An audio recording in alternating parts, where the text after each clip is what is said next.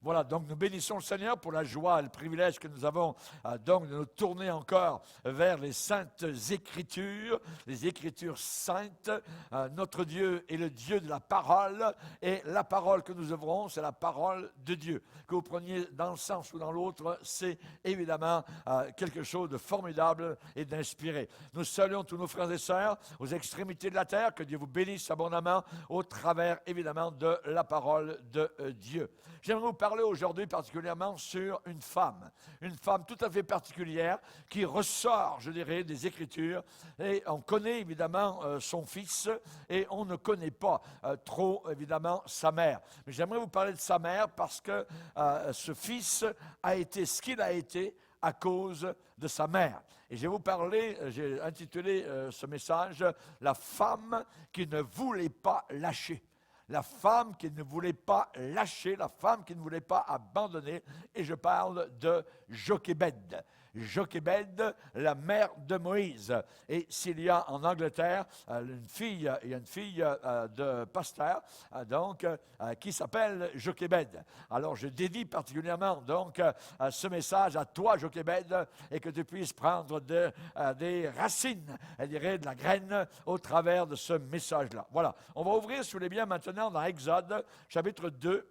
Exode, chapitre 2, et nous allons lire à partir du verset 1er. La femme qui ne voulait pas lâcher, Jochébed. Exode, chapitre 2, verset 1er. Un homme de la maison de Lévi avait pris pour femme une fille de Lévi. Cette femme devint enceinte et enfanta un fils. Elle vit qu'il était beau. Et elle le cacha pendant 3 mois. Ne pouvant plus le cacher, elle prit une caisse de jonc, de roseau, qu'elle enduisit de bitume et de poix. Elle y mit l'enfant et le déposa parmi les roseaux sur le bord du fleuve, le Nil. La sœur de l'enfant, Myriam, se tint à quelque distance pour savoir ce qui lui arriverait. Seigneur, nous te bénissons pour l'exemple de ceux qui nous ont précédés dans le chemin de la foi et qui aujourd'hui sont avec toi. Aide-nous, Seigneur, à prendre exemple sur cette femme que nous allons essayer d'étudier aujourd'hui, de voir son historique et sa biographie. Aide-nous, Seigneur, à aller plus que cela au fond de son cœur et voir sa ténacité, voir sa foi s'exprimer dans l'irréalisable, l'impensable, l'inimaginable.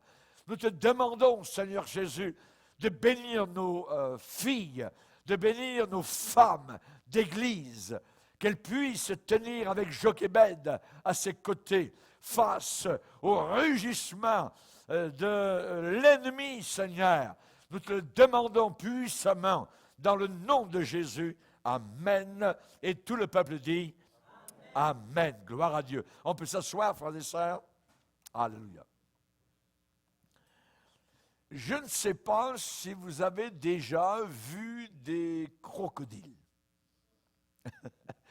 Peut-être que vous en avez vu au zoo. Moi, je me rappelle particulièrement lorsque j'étais en mission en Côte d'Ivoire, en Afrique, à Yamoussoukro, lorsqu'il y a eu une grande convention, donc dans un stade où 12 000 personnes se sont réunies pendant une semaine, quelque chose de formidable. Eh bien, dans cette même ville de Yamoussoukro, eh bien, autour du palais du président, donc au Fouette-Boigny, eh bien, il y a donc des canaux immenses, très larges, après la largeur de notre église, où naviguent des crocodiles. Évidemment, donc, il n'y a pas besoin spécialement de caméras de surveillance. Voyez, pourquoi? Parce que si les voleurs veulent passer, cela entoure donc tout la résidence, je dirais, ministérielle. Si vous êtes obligé de passer à l'intérieur, clac, voyez, les crocodiles vont faire de vous, évidemment, un bon repas. Les crocodiles, c'est une des créatures les plus effroyables de la terre. Ils peuvent dévorer très souvent la chair humaine. Ils glissent généralement travers des eaux boueuses qu'on ne voit pas. On ne les voit pas. Et sont mus par une queue puissante à l'arrière de leur corps qui est tellement puissante que la queue du crocodile est capable de faire tomber un cheval. D'un seul coup de queue, le cheval tombe. Dans la gueule du crocodile, il y a des rasoirs appelés dents. Il y a autour de lui, sur son corps, une peau aussi dure que des mailles d'armure de fer et d'acier. Et le Nil, en Égypte, fleuve qui existe encore aujourd'hui, eh bien, est un très bon fleuve où, à l'époque, il se multipliait et où ce genre de créatures pullulaient. Voulez-vous savoir, parce que ça n'a pas changé, il n'y a pas eu d'évolution animale pour le crocodile, même du temps de Job, c'était exactement le même genre de créature. Et regardez ce que Job donc nous dit au sujet de cette créature du crocodile. Job chapitre 40. Job chapitre 40, verset 20. Job 40, verset 20. Prendras-tu le crocodile à l'hameçon? Saisiras-tu sa langue avec une corde? Mettras-tu un jonc dans ses narines? Lui perceras-tu la mâchoire avec un crochet? Te pressera-t-il de supplications? Te parlera-t-il d'une voix douce? Fera-t-il une alliance avec toi pour devenir à toujours ton esclave? Un peu plus loin, au chapitre 41, verset 1er, « Nul n'est assez hardi pour l'exciter. » Verset 3, 41, 3, « Je veux encore parler de ses membres et de sa force et de la beauté de sa structure. Qui soulèvera son vêtement? Qui pénétrera entre ses mâchoires? Qui ouvrira les portes de sa gueule? Autour de ses dents habite la terreur. » Un peu plus loin, verset 10, « Des flammes jaillissent de sa bouche. Des étincelles de feu s'en échappent. Une fumée sort de ses narines, comme d'un vase qui bout, d'une chaudière ardente. Son souffle allume les charbons. Sa gueule lance de la flamme. La force a son cou pour demeure. Et l'effroi bondit au-devant de lui. Ses parties charnues tiennent ensemble, fondues sur lui, inébranlables.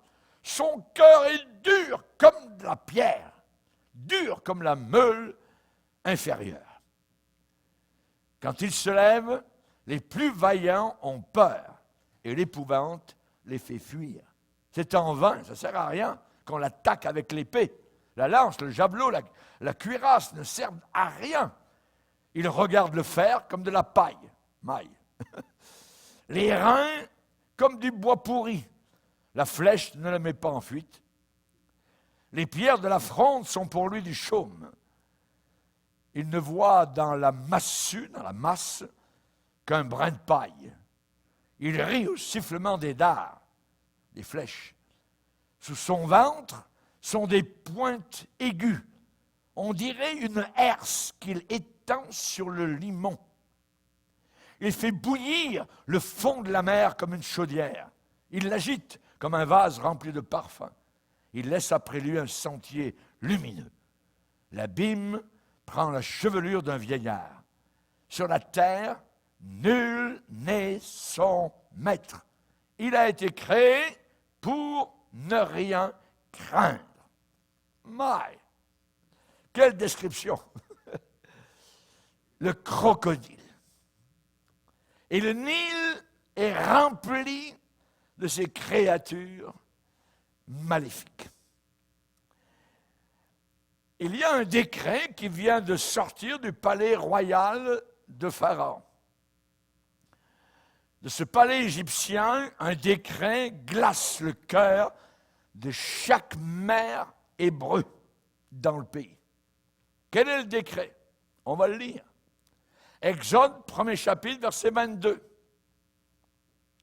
Alors Pharaon donna cet ordre à tout son peuple: vous jetterez dans le fleuve tout garçon qui naîtra, et vous laisserez vivre toutes les filles. C'est le décret. Et cela, évidemment, a glacé le cœur de toutes les mamans en Égypte. Et il y a justement un bébé qui vient de naître récemment dans la maison de Amram, le papa, un lévite, et sa femme, aussi une lévite, Jochébed. Que faire? Le bébé va être jeté au fleuve. Les crocodiles vont s'emparer de la chair fraîche. Vous jetterez dans le fleuve tout garçon qui naîtra. Ceci devait, dans le pays d'Égypte, être la question juive finalisée, une fois pour toutes. La solution finale à cette époque, pour les Juifs. Et le Nil était battu comme une baratte de beurre, donc par les queues de ces tueurs aux dents affilées, les crocodiles. Et les crocodiles se nourrissaient frénétiquement de chair douce et tendre des enfants hébreux. Et ici et là, du sang était donc vu depuis les rives du Nil, alors que les soldats égyptiens jetaient ces bouts de chair aux crocodiles. Dans son palais royal, Pharaon, qui avait ordonné ce plan meurtrier pour finir la vie juive, croyait qu'il avait bien agi. Et il s'en félicitait. Les Hébreux allaient bientôt être rayés de la carte en Égypte. On n'en parlerait plus. Tous les bébés, garçons, naissants, allaient disparaître. Mais Pharaon n'avait pas pensé compter sur le courage et la bravoure extrême d'une femme intelligente. Jochébed. Le nom Jochébed veut dire gloire de l'Éternel. Elle allait porter ce nom avec honneur et vaillance. Elle allait honorer le Seigneur. Et là, nous allons voir cette femme passionnée, cette femme avec une fierté. Elle a eu dans sa tête une planification. Elle était dynamique. De son sein est sorti le puissant Moïse, libérateur du peuple d'Israël. Jochébed ne verrait pas son fils dévoré dans l'écume du Nil par les crocodiles. Jochébed est la première personne de l'histoire biblique à avoir son nom lié, attaché à Dieu. Elle allait lui donner des louanges. L'étoffe de cette femme aux nerfs d'acier devant un plan glacial, eh bien, cette femme a existé, elle a été forgée dans l'ancienne Égypte cruelle, où la vie ne voulait rien dire, où la vie d'un homme ne valait pas plus qu'une mouche que vous écrasez, et où le sang dans le sable était aussi commun que les fourmis. Les autres mères hébreux ont accepté, avec douleur, douloureusement, avec répugnance et à contre-cœur, les ordres du meurtrier qui était là-bas dans le palais royal en Égypte, le dictateur. Jochébed ne le ferait pas. Jochébed n'obéirait pas à cet ordre. Elle avait déjà protégé sa fille, Myriam, qui avait 10 ans. Elle avait protégé son fils, Aaron, de 3 ans, de la terreur égyptienne. Et elle allait continuer aussi à protéger son petit Moïse, qui était encore allaité à son sein. Elle a porté, Jochébed a nourri ses 3 enfants du même lait fort, jusqu'à ce qu'elle les sèvre pour les placer dans le combat féroce contre les lions de cette vie. Vous savez, le chêne, l'arbre, le chêne a ses racines autour du rocher. Et les enfants de Jochébed avaient les leurs autour de leur mère pieuse. Un vrai chêne, Jochébed. Jochébed a encore des sœurs aujourd'hui, du même acier trempé, dans ce 21e siècle de fin des temps. Et ces femmes-là possèdent cette détermination féroce, farouche, acharnée. Non, non, non. Elles ne plieront pas sous les ordres de la répression. Elles vont protéger la vie de celui qui est né et la vie de celui qui n'est pas encore né. Elles vont placer le bouclier pour la vie de leurs enfants, au prix même de leur propre vie, face à ceux qui voudraient attaquer ou mutiler ou estropier leur progéniture. La multitude de personnes qui aujourd'hui entendent le battement du cœur de Jochébed devrait limiter. Nous sommes rendus à une génération où les ordres vont devenir de plus en plus répressifs contre la vie même. Parce que la mort est en train d'englober, d'entourer, se répandre dans le monde. Parce que le prince de la mort va avoir de plus en plus la corde longue.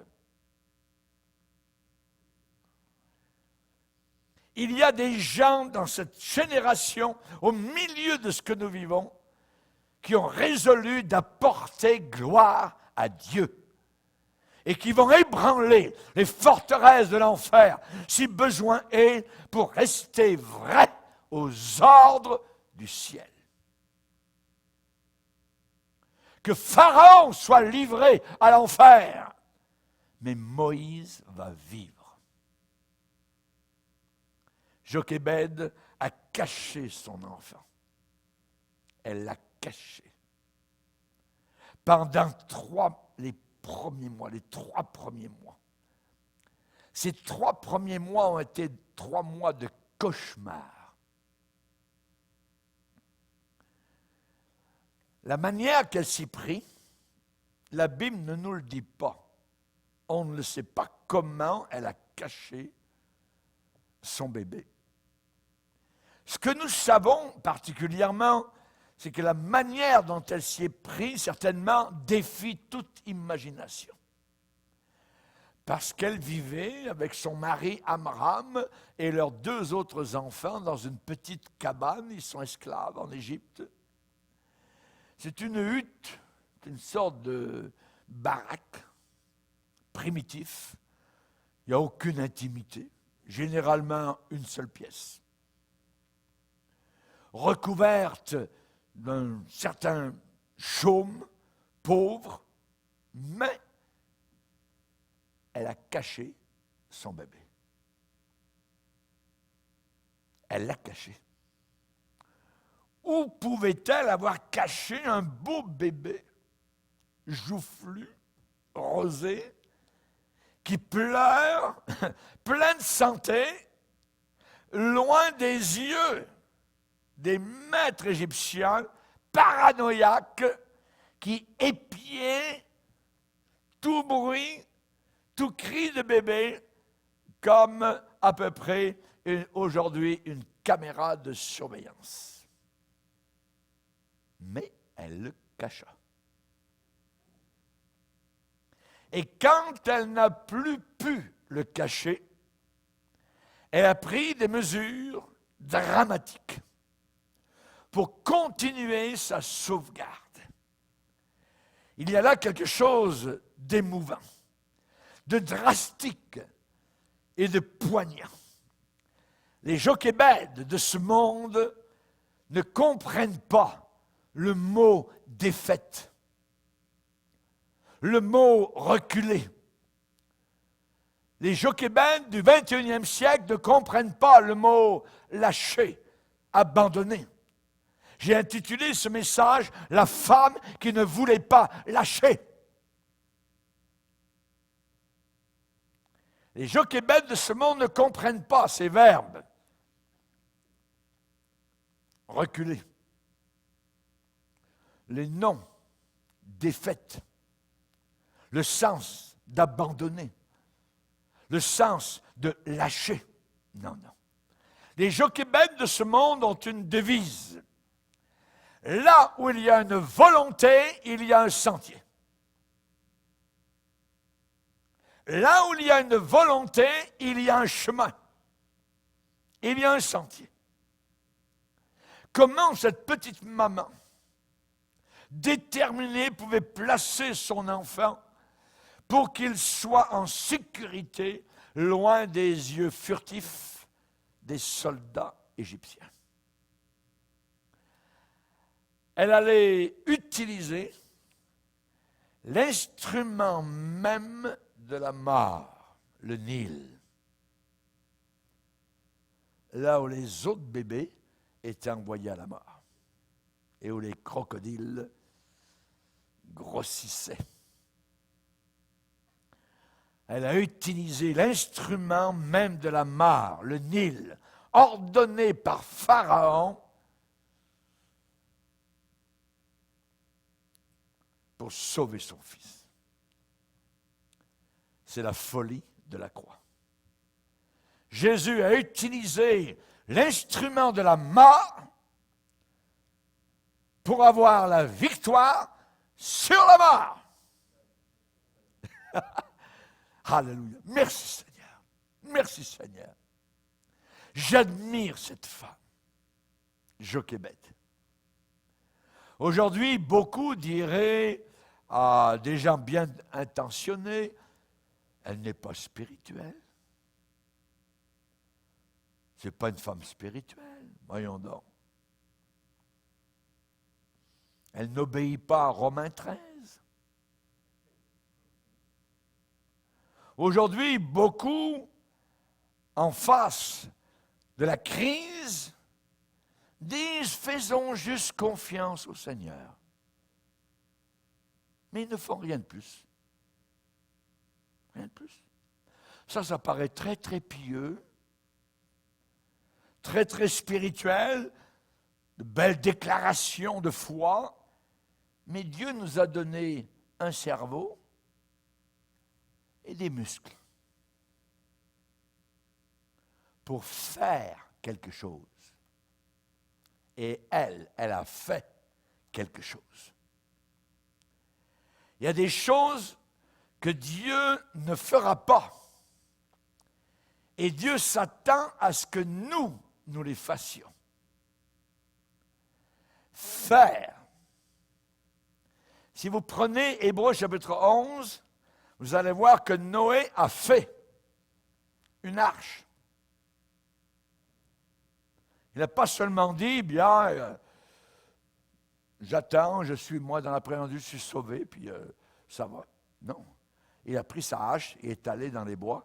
Il a commencé à abattre des troncs d'arbres pour faire, notez le verbe, faire une arche. La Bible dit, c'est par la foi qu'il a fait cela. Abraham a fait aussi. Il est parti sans savoir où il allait. Abraham a offert son fils parce que Dieu le lui demandait. Rahab, elle a fait par la foi cacher les espions sous des fagots, là dans sa maison. Et quand la police de Jéricho est arrivée, elle a dit, ils sont partis, ils sont quelque part, allez les trouver dans la montagne. Par la foi, elle a fait ça, elle a caché les espions. La foi, nous dit le Nouveau Testament, sans les œuvres est morte. Il faut que notre foi agisse. Il faut mettre des roues, des pattes à notre foi. Un jour, une femme a répandu un parfum qui coûtait très cher sur les cheveux de Jésus et les apôtres ont dit « Oh, ça n'a aucun sens, ça coûte bien trop cher. » Et Jésus a dit « Laissez. » Elle a fait ce qu'elle a pu. Elle a fait ce qu'elle a pu. La foi, elle va vous faire agir. On va lire dans Matthieu 25, au verset 35, au jour du jugement, le Seigneur dira, « Venez, vous qui êtes bénis de mon Père, prenez possession du royaume qui vous a été préparé dès la fondation du monde. » Et regardez verset 35, ce que la foi a fait faire à ces gens-là. « Car j'ai eu faim et vous m'avez donné à manger. » Vous m'avez donné à manger. « J'ai eu soif, vous m'avez donné à boire. J'étais étranger et vous m'avez recueilli, accueilli. J'étais nu et vous m'avez vêtu. » Ce sont toutes des actions. J'étais malade et vous m'avez visité. J'étais en prison et vous êtes venus vers moi. Donc ce sont toutes des actions faites par la foi. Par la foi. Et là, nous avons Jochébed. Jochébed, elle a son bébé qui grandit, il pleure trop fort. Et là, il faut qu'il sorte de la maison. Il faut le placer quelque part où il sera en sécurité. Elle est confrontée à un événement urgent. Urgent. Ça presse. Elle a fait quelque chose. Elle a fait quelque chose. Et elle l'a fait par la foi. Par la foi. Tout ce que vous avez fait au plus petit de ces gens qui m'appartiennent, c'est à moi que vous l'avez fait, va dire Jésus. Et j'aimerais dire à ceux qui ont la hyper faith, la super foi, vous savez, une sorte de monde dans le monde chrétien. Ces gens-là qui ont la super foi vont dire, auraient dit à la place de Jochébed, « Moi, je vais croire que l'enfant ne criera pas. Je vais croire que l'enfant ne criera plus. Ou que l'enfant ne pleurera maintenant jamais. Lorsqu'un garde va passer, il ne pleurera pas. Lorsqu'un soldat égyptien va passer dans la rue, mon petit Moïse ne pleurera pas. Je crois que Dieu est capable de faire ça. C'est bien, mais le problème, c'est que le bébé ne réalise pas, lui, que vous êtes tellement spirituel. Et lui, il se peut qu'il pleure n'importe quand. N'importe quand. Et dans le cas du petit bébé Moïse, eh bien, si ça continue, c'est la gueule des crocodiles. J'aimerais vous rappeler que la foi n'est pas un saut dans le noir. Non. Dieu nous demande de croire ce qui est bon, ce qui est solide. Jochébed a fait une chose sensée et sage. Dieu ne nous demande jamais de faire des choses folles.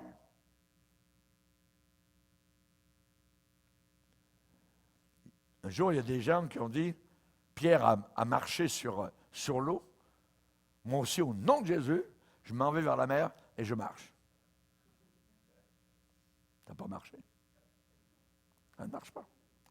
Parce que Jésus a dit à l'apôtre Pierre, « Viens, Pierre! » Ah! Là, il pouvait y aller.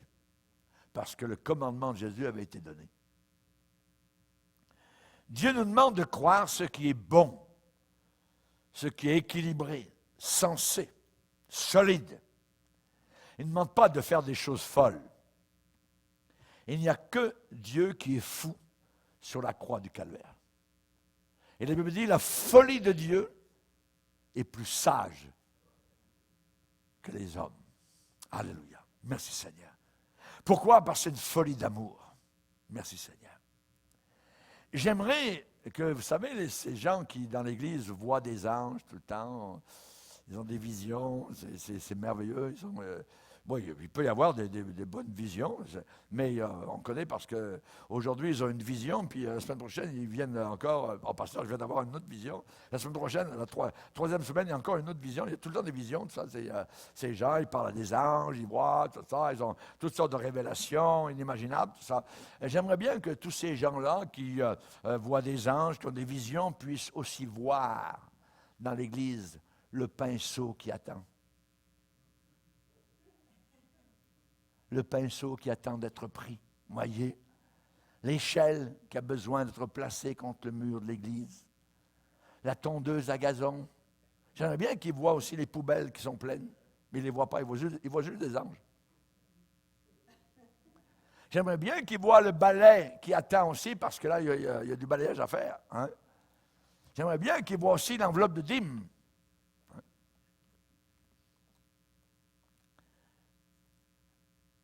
Elle, Jochébed, elle a pris des roseaux et elle est allée au bord du fleuve pour les prendre.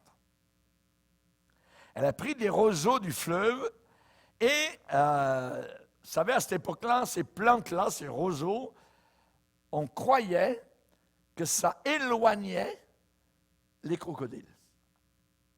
C'est des plantes que l'on croyait être une sorte de protection contre les crocodiles.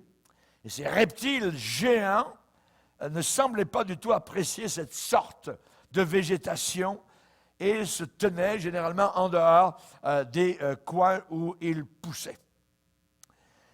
Elle est allée chercher ces roseaux, elle a commencé à tresser. Elle a fait quelque chose. Elle a fait un petit panier flottant avec ses roseaux waterproof. Elle a mis du pitch, voyez, elle a mis autour, elle a appliqué à l'extérieur du bitume, donc avec l'aide peut-être du limon ou de la vase, je ne sais pas exactement, et elle a mis des petites couvertures à l'intérieur. Ensuite, elle a déposé son précieux trésor, le bébé. Elle l'a déposé là, hein, gentiment, doucement, pleine d'amour. Peut-être les larmes dans les yeux. Et elle a descendu le panier dans l'eau même qui contenait les crocodiles. La petite Myriam de 10 ans, la grande sœur, a été laissée là pour surveiller. Surveiller le panier. Toutes les fois où Jochébed ne serait pas là, ça serait Myriam qui serait là. Et les roues de la providence divine ont commencé à rouler,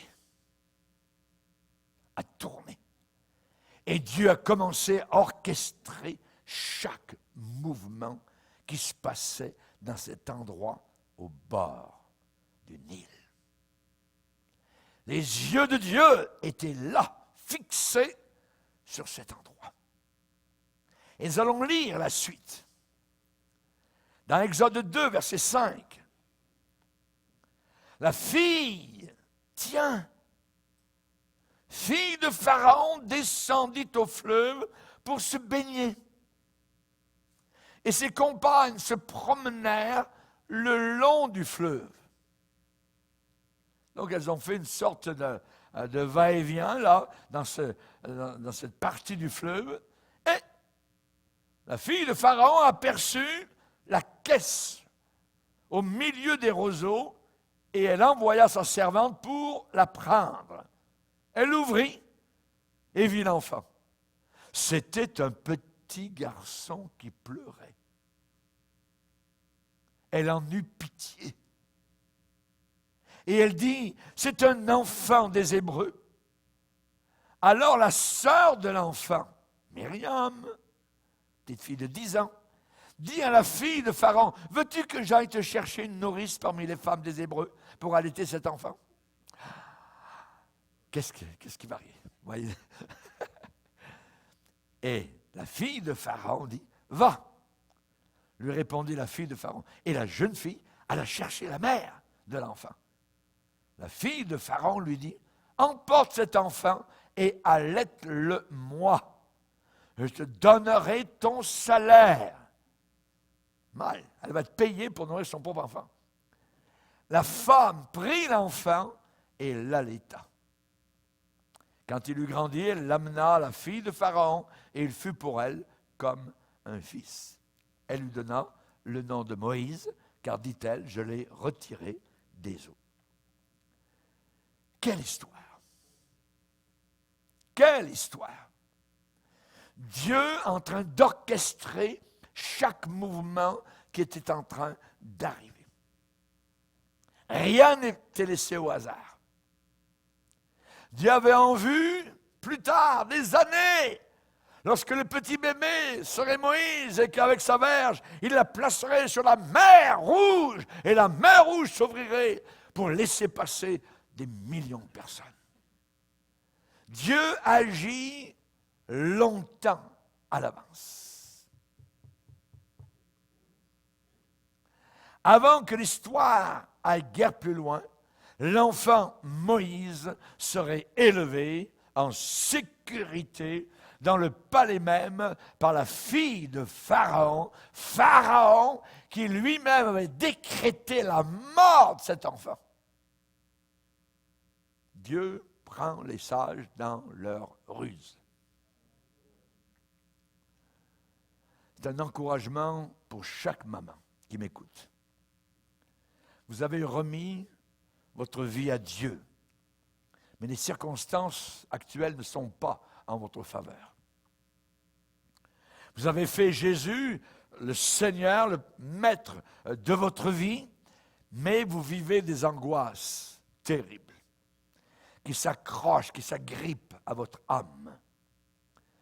La vie est en jeu, en danger, peut-être. Et vous ne savez pas comment protéger votre enfant. Des pièges, des crocodiles de ce monde actuel, féroce. Vous ne savez pas comment protéger votre enfant des pièges mortels, des pièges séducteurs, des pièges détournés, diaboliques de Satan. Et peut-être que vous regardez la situation et tout semble si désespéré, si accablant, si assommant. Je vais vous donner 2 promesses que vous connaissez déjà peut-être. On va les rappeler. Dans Ésaïe, chapitre 54. Ésaïe, chapitre 54, verset 14, même 13. Ésaïe 54, verset 13. Regardez la belle promesse. Encerclez-la dans votre Bible. Tous tes fils seront disciples de l'Éternel. Et grande sera la prospérité de tes fils. Tu seras affermi par la justice, banni l'inquiétude, car tu n'as rien à craindre. Et la frayeur, car elle n'approchera pas de toi. Tous tes fils seront disciples de l'Éternel. Une autre, un peu plus loin, à votre droite, Ésaïe 65, verset 23. Ésaïe 65, verset 23. Dieu parle des parents. Et il dit au verset 23, « Ils ne travailleront pas en vain, et ils n'auront pas des enfants pour les voir périr, car ils formeront une race bénie de l'Éternel, et leurs enfants seront avec eux. » Alléluia. Une autre promesse à placer devant le Seigneur. Quand le Seigneur dit dans la prière, « Venez vers moi avec des paroles », en voilà 2 que, comme parents, on peut placer devant le Seigneur. Dans l'Ancien Testament, lorsque la Pâque avait lieu, rappelez-vous, il y avait un agneau qui devait être saigné par famille. Par famille. Et il y a un agneau par famille encore aujourd'hui. Jésus. Amen. Par famille. Seigneur, je proclame ma famille devant toi. Je veux l'élever. Aujourd'hui, ce n'est pas le cas.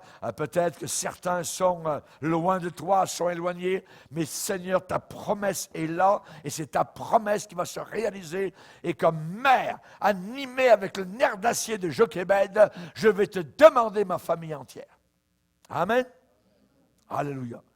Gloire au Seigneur. Jochébed a fait face à une dépravation nationale. Elle a fait face à un décret de mort contre son propre peuple.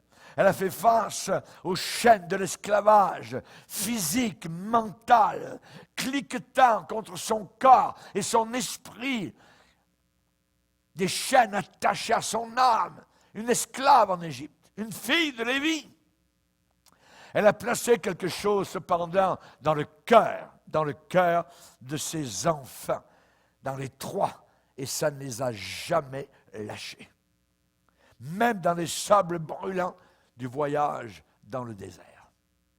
Ce que Jochébed avait placé en eux en Égypte est resté tout le long de leur vie. Tout le long de leur vie.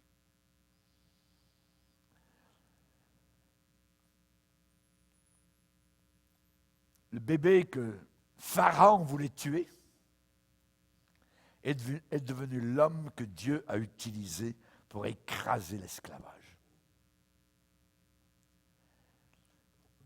Et le Fils unique de Dieu, alors que Satan se réjouissait de sa mort, est devenu l'homme que Dieu a utilisé pour écraser l'esclavage. Alléluia. Merci Seigneur. Merci Seigneur. Ce fut la foi de Jochébed et son courage pratique, pragmatique, qui a épargné Moïse des mâchoires croquantes, des crocodiles, et l'a préservé pour bénir le monde. Il nous bénit encore aujourd'hui. Il y a des leçons pour chacun de nous. Qu'est-ce qu'a fait Jochébed que nous aussi nous pouvons faire? Premièrement, Jochébed était déterminé à agir. Déterminé à faire quelque chose. Elle n'était pas juste assise, espérant, priant que tout aille bien. Il y a trop de mères, de mamans, voyez, qui, à côté d'elle, pleurait. On pleurait dans les maisons israélites. Parce que leur bébé avait été pris par les soldats égyptiens. Tchouk, on emmenait ça directement vers le Nil pour être croqué par les crocodiles. Jochébed a dit non. Mon bébé, je vais le préserver. Je vais le préserver. Il y avait trop de mères autour de Jochébed, dont les fils étaient devenus les repas des reptiles. Et si Moïse devait mourir, alors elle était déterminée que ce ne serait pas parce qu'elle n'avait pas essayé de faire tout ce qu'elle pouvait. Vous savez, dans la Bible, on a l'histoire, vous vous rappelez, de Marthe. Marthe, souvent on rit de Marthe, vous voyez, Marie est au pied de Jésus, tout ça. Puis, Marthe, elle montait, descendait, elle préparait leur repas, tout de suite, elle dit, oh Marthe, t'étais pas vraiment très, très spirituelle. Mais Marie, sa sœur, ah oui. Eh bien, j'aimerais, si on fait des commentaires comiques vis-à-vis de Marthe, cependant, eh bien, Marthe travaillait. Et ça a été Marthe qui a couru vers Jésus quand Lazare, leur frère, est décédé. C'est elle, pas Marie. Ça a été Marthe qui a conduit le Seigneur à la tombe de son frère dans le cimetière à Béthanie pour lui montrer où il avait été enterré. C'est elle, Marthe. C'est elle, Marthe, qui travaillait, qui essayait de changer les choses pour apporter la victoire à sa famille. C'est Marthe, une vaillante. J'admire Marthe. Bravo, Marie. Oui, tu étais au pied de Jésus. C'est bien. Mais Marthe aussi, c'est une vaillante, une victorieuse, active. Et regardez Jochébed, regardez Marthe dans vos circonstances. Vous avez prié Dieu, vous avez jeûné, vous avez cherché le Seigneur, vous avez pleuré. Et peut-être maintenant, il est temps de faire quelque chose. De faire quelque chose. Pas toujours suffisant de croire. Voyez, parfois, il faut agir. Il y a quelque chose à faire. La foi, je répète, sans les œuvres, est morte. Faire quelque chose. Il y a une femme un jour qui était devant le bureau du pasteur et ses yeux débordaient de larmes. Elle dit, pasteur, je ne laisserai pas mon fils se perdre. Je ne le laisserai pas aller en enfer. Je vais faire quelque chose dans ce sens-là. Quand une femme parle comme ça, c'est un pas de géant. Un pas de géant. Parce que les prières d'un père ou d'une mère sont entendues là-haut dans la gloire. C'est certain. Si Jochébed n'avait rien fait de plus que de pleurer, voyez, le bébé aurait été lancé dans le Nil. C'est par la foi que Rahab a caché. C'est par la foi que Noé a bâti l'arche. C'est par la foi qu'Abel a offert. Tous des verbes d'action. C'est par la foi qu'Abraham a obéi et est parti. C'est par la foi que Sarah a donné naissance à 90 ans à un beau bébé. C'est par la foi, par la foi, par la foi. Sans la foi, il est impossible d'être agréable à Dieu. Si on attend toujours que les circonstances soient favorables, on ne fera rien. Il faut agir malgré les circonstances. Et Jochébed a agi malgré les circonstances très défavorables. Jochébed a aligné sa foi. Pas facile. Pas facile. Imaginez sa prière la nuit auparavant, avant d'aller de bonne heure le matin porter le petit paquet et le poser là, au milieu des roseaux, sur le Nil. Alors que là-bas, elle voyait que ça écumait, puis il y avait des crocodiles qui battaient. Hey. Pensez-vous qu'elle a dormi la nuit avant? Elle a pleuré toute la nuit. Elle a remis son enfant entre les mains du Dieu d'Israël. Elle a demandé que le Dieu d'Abraham, d'Isaac et de Jacob soit présent, que son œil, que sa protection soit là, sur son enfant. Pas facile. Si elle n'avait pas réussi dans ses efforts pour sauver la vie de Moïse, probablement qu'elle aussi aurait perdu la sienne. Elle a bien voulu essayer l'inhabituel. Elle a voulu essayer, tenter l'impossible, défier le traditionnel. La foi qui est vivante, la foi qui est active, voit l'invisible. La foi qui est active croit l'impossible. La foi qui est active reçoit l'incroyable. Alléluia. Alléluia.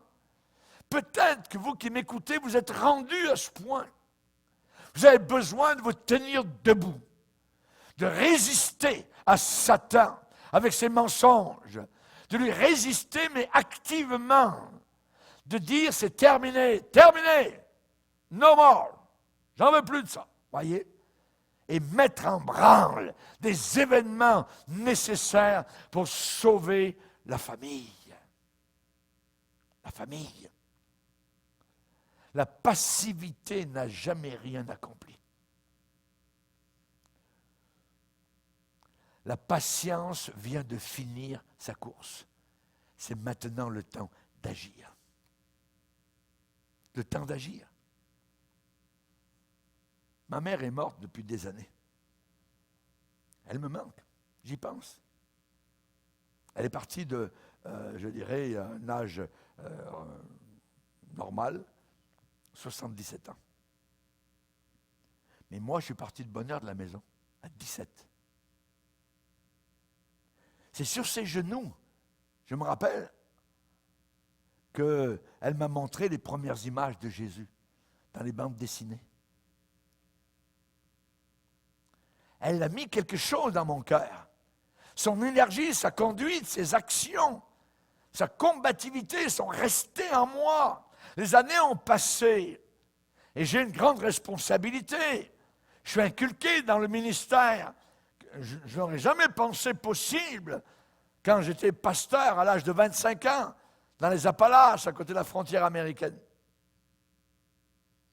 Et Dieu m'a donné un ministère fructueux.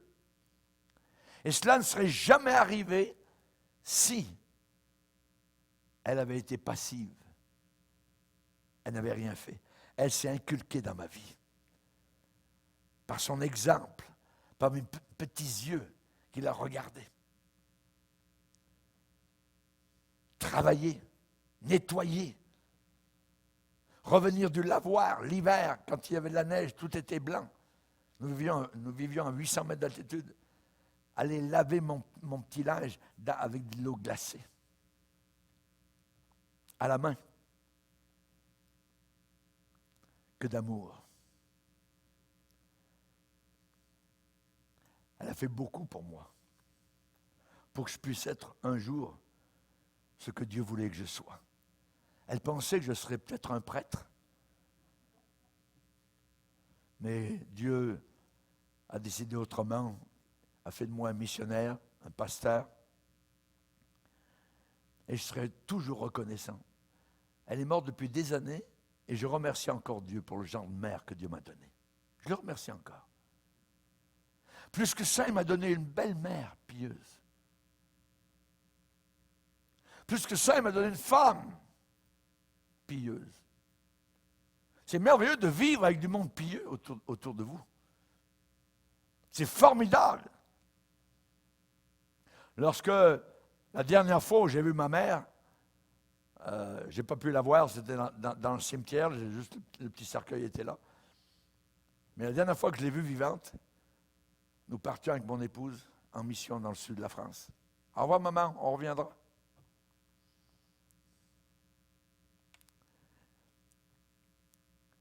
Dieu est intéressé dans votre situation, vos besoins, comme il l'était dans celui de Jochebed. Et il veut que vous agissiez. Il vous veut à l'action. Ça paraît difficile, mais à la fin, c'est le succès.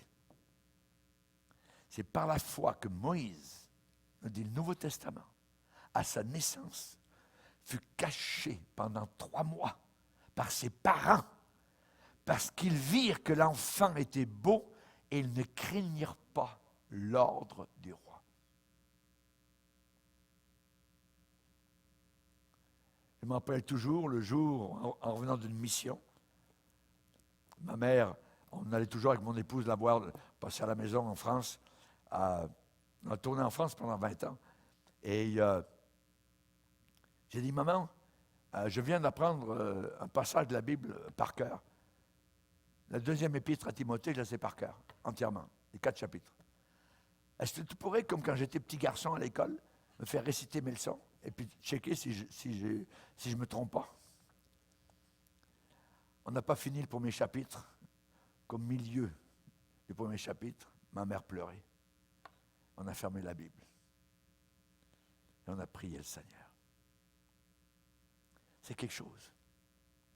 C'est quelque chose. Seigneur, donne-nous des Jochebed.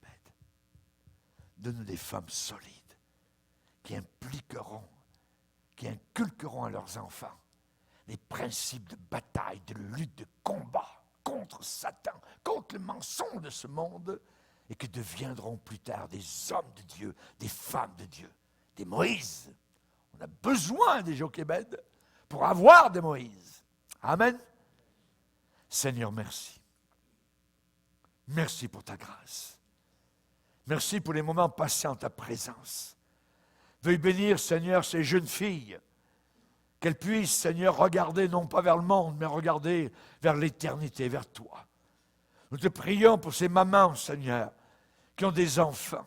Aide-les, Seigneur, à résister aux tentations de ce monde, aux déviations de ce monde, qu'elles puissent regarder vers toi, pleurer vers toi et faire quelque chose. Ô mon Sauveur, que notre foi soit active, car tes promesses sont réelles, oui et amen, à cause de ton Fils Jésus. Amen. Et tout le peuple dit amen, amen. Gloire à Dieu. Que Dieu soit béni. Alléluia.